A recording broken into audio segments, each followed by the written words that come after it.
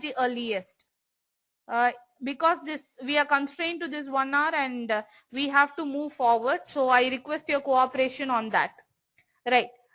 So today, the agenda for today's demo is going to be very simple. For people who are already into web services testing, this might not be new.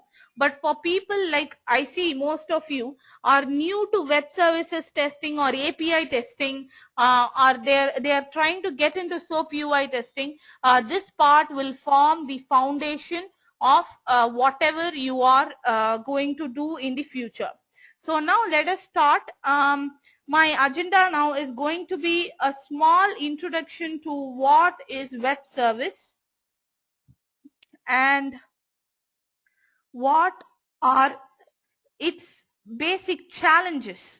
Why should I specifically mention web service testing or web service testing using SOAP UI? Why should I mention that? What are its basic challenges? That is what we are going to see. And after that, we will try to use a small example. We will try to use a small example web service. Okay, we will try to see how a small example web service is created using Eclipse. Very simple steps. It is not necessary for you to know. This is intended to explain the challenge related with web service. So finally, we will test the created web service with SOAP UI. Okay, so this is what I'm trying to cover in the next 20 minutes or so.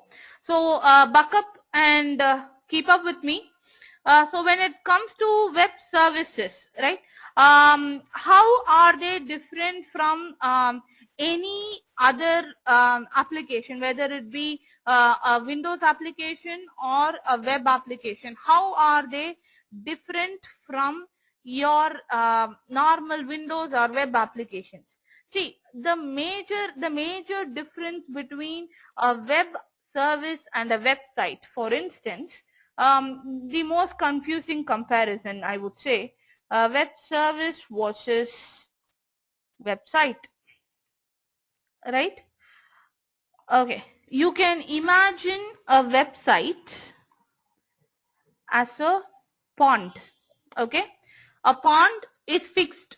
It can be a very big pond or it can be a smaller pond, but a pond is a static thing. It is fixed, right? Though the water in the pond can change, the type of animals in the pond can change, all that can change, the contents can change, but as it is, the pond is fixed. Now, let us go to what is a web service. A web service is like the fish in a pond. It is not necessary that a web service, that a fish will live only if it is in pond A. It can also live happily if it is in pond B. It is not dependent on the pond. It can live in any place where there is proper water. Same way, a web service is a plug and play component which can be added to any website. The common example that I would like to give is you could have seen this weather forecast small box which has weather forecast in these newspaper site, right? That is one example, and you will see that there is stock market example, stock market indicator in most websites, and you will also see that there is some international time indicator in most websites, right? So these are nothing but these are some components which are plugged into that website.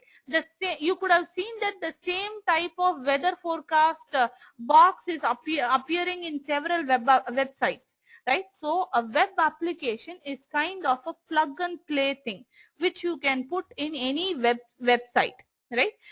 A web service is something that is completely self-contained. That is, it can work on its own and do a full task on its own, provided you give the right kind of input. Okay, so again, just refreshing, web service is a plug and play component which can be added to any website. It can function on an internet environment solely on its own in a completely self-contained manner. It is present in a lot of websites in the form of weather forecast or stock market indicator or time indicator, international time indicator. So the same web service can be used in multiple websites, and it is totally not dependent upon the website or the location in which the website is used, right? So now let us get a little bit into formal definitions. So I'm just going to start off with why this web services came into picture. What are the components of web services first? So see, basically the motivation was they found that the internet was programmable. That is, they found that I can program some small component and put it in the web. It still worked, right? So that is how we see all the stock market indicators, currency converters, which appear on certain websites, right? So the basic motivation is they found that every website had the capability to bear some small programmed components, right? That is where this motivation or drive for web services came. See, the formal definition is it is a single component which can be accessed by using any set of open protocols. We'll see what is a protocol. A protocol is nothing but it is like the language that people use for communication. Okay, so if I say that I talk in English, because we both, that is you and me, we understand only English. I cannot understand your mother tongue, or maybe you cannot understand my mother tongue. So the language for communication should be a common one. That is, it should be understandable by both the parties. Same way, there are lots of websites, lots of web applications, lots of web services over the internet, right? So each and every web service or web application should interact with each other to work. So that interaction happens through a fixed language, which in computer terms is called as protocol. Protocol is nothing but it is a fixed language which will make the web service or the website to understand what you are trying to communicate to it and what it should communicate it to you in turn. So the common protocol or the common rule, the common language which is used by applications and web services on internet is HTTP, which stands for Hypertext Transfer. Right? So this is the common language, this is the common communication protocol that is used by web services and web applications to communicate over internet. Web service is a single component which can work with the help of HTTP. It allows you to communicate with itself by a protocol called as HTTP. There are several other free protocols which will also allow you to communicate to a web service. So why do we need all this web service and all? See, earlier, for people who have been into IT for a long time, you could have seen that earlier applications communicated through remote process control, where they were highly dependent on each other.